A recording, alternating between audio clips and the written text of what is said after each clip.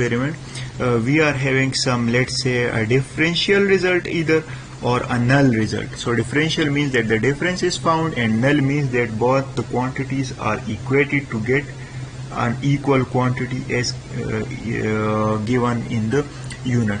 So the example of this is very simple. We are having 1 gram here and we want 1 gram here. So what we will do, we will adjust this quantity to be 1 gram to make this thing a null. The thing that we were using previously, we were having a null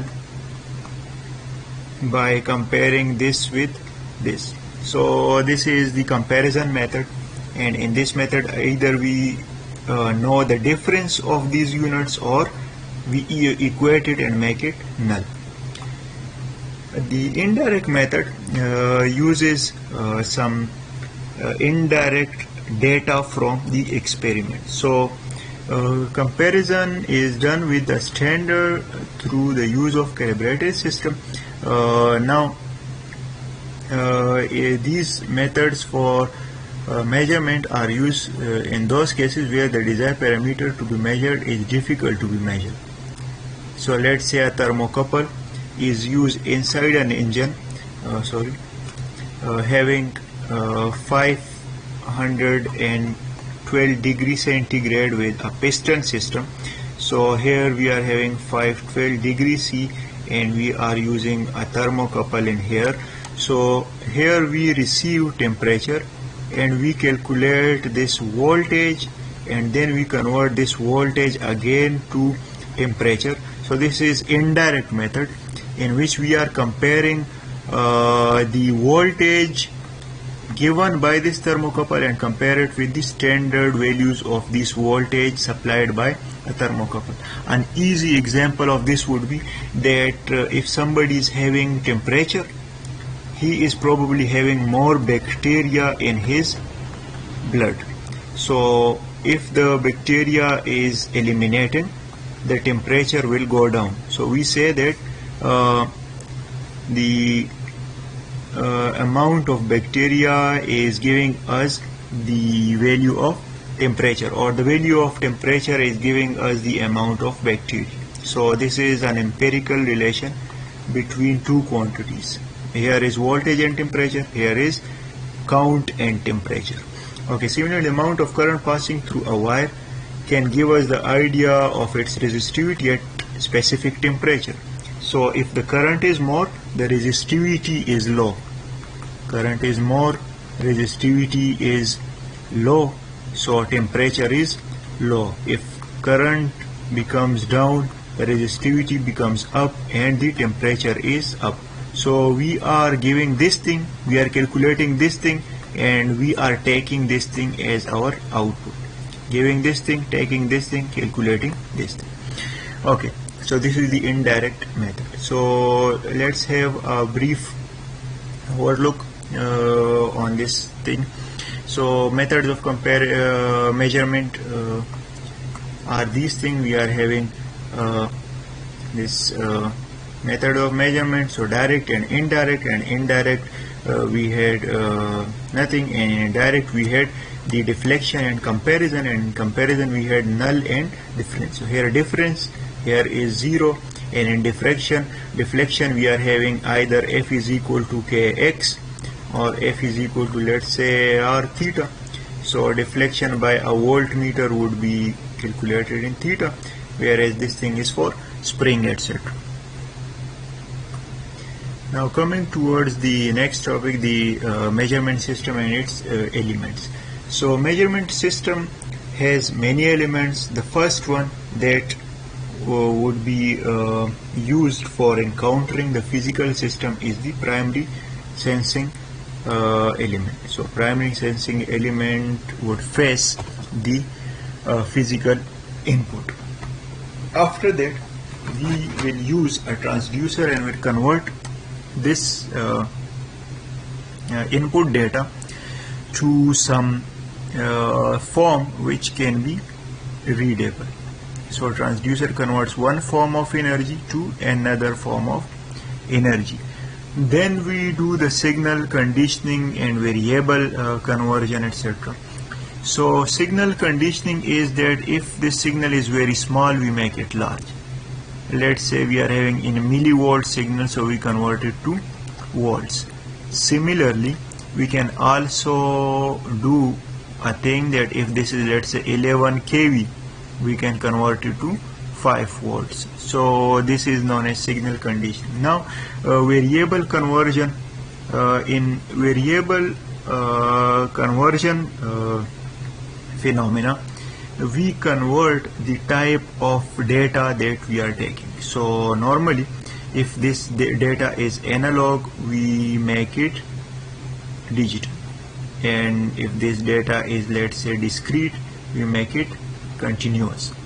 So or if this is continuous, we make it discrete. So variables are converted for this data. We can also give gain, etc. in here after this. So manipulation will again a signal conditioning. So this was a let's say an analog conditioning. This is now a digital conditioning. So amplification can be done, or even reduction of voltage can be done. So after that we are having our modified signal. So this is having a different energy type and a different value. We are manipulating the data but not manipulating its information. After that, this data is transmitted from a channel. So let's say we are taking the data at some remote location. Say we are taking the data of sun and then sending it back to, let's say, earth. So that would be data transmission, or at moon or Mars, and going to take it, use it on a star or some location on earth, etc., or some satellite. So we will use data transmission. It can be from a hilly area to a station, and after that we use indicators for indicating our values, let's say a voltmeter on ammeter, or we record it on some graph, etc., or some digital platform. So that is the last part of this system. So briefly, if we examine the system, we are having these three stages of this system. We sense the data on the input, and then we modify the transduced input to some suitable format, and after that we increase or decrease the amplitude or power of the signal, and then we manipulate it and we remove the components that we do not need, and after that we provide some platform for showing it or recording it. So these are the steps that we follow. Okay, classification of instruments. Instruments can be classified in many different ways, but these are some of its types. We can classify instrument as absolute and secondary, and in secondary we can have three types: indicating, recording, and integrating instrument. We can also classify it as analog and digital, or mechanical and electrical and electronics, and also manual or automatic, self-operated, power-operated, deflection, and null type. So these are some classification which we will study one by one in next section. So absolute instruments are those instruments which measure quantity with respect to some physics or some properties. So as we discussed the primary instruments in the previous section, the methods of in the methods of measurement, the direct methods were somewhat like these instruments. So we are having spring indicating values used as F is equal to Kx, or we are having current that is measured by a needle placed in the coil, placed on a coil inside a magnetic field. So these are the absolute measure. This will give us the exact data of the current and the weight, etc. Secondary instruments will not give us the exact data, but rather we will compare the data with some scale and then get our reading. So these instruments are required to be calibrated by comparison with either the absolute instrument or by another secondary instrument. These instruments are further categorized into indicating, integrating, and recording. Indicating means that this will give us an instantaneous value. Integrating means that it will give us a cumulative value or multiplication, etc. And remember this one thing, that if two values are multiplied and we are getting the instantaneous value, still it will be an indicating instrument. For example, V is equal to IR.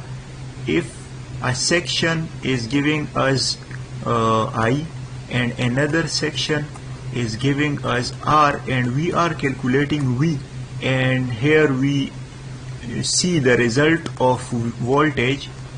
Let's say it is 3 volt, and then it is 4 volt, and then 3 volt, and then 3 volt, and then 5 volt.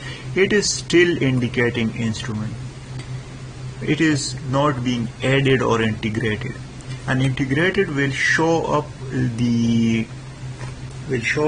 added values to the previous values. For example, the energy meter in our home is an integrating.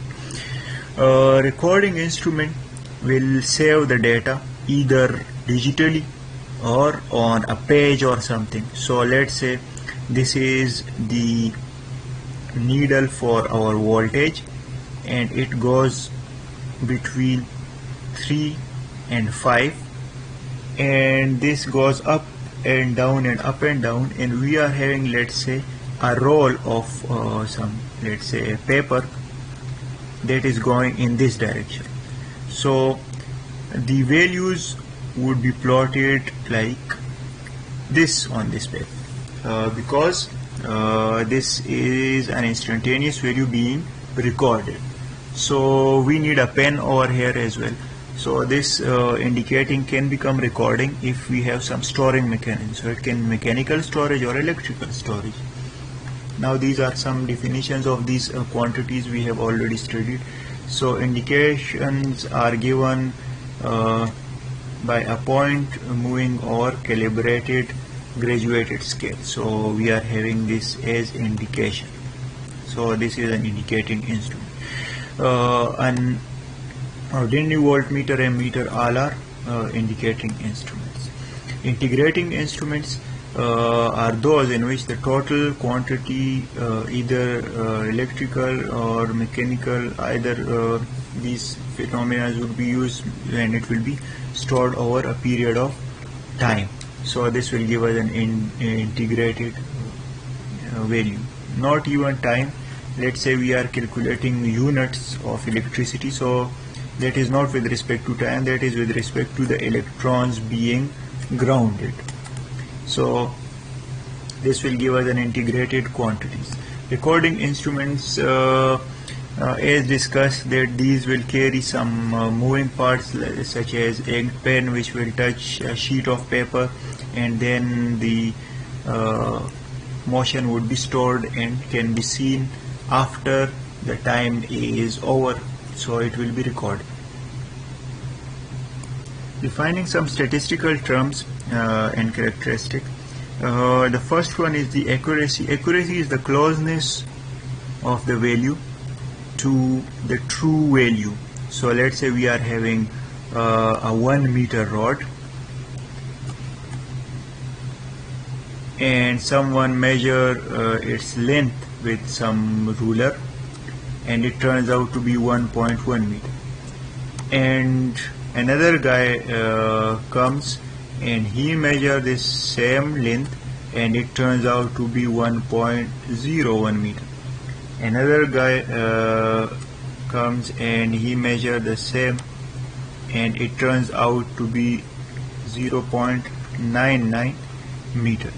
So what we will do, we can, if we know that this is exactly 1 meter, so we can say that this one is and this one is same, closer to this measurement, whereas this one is a bit far. So these two are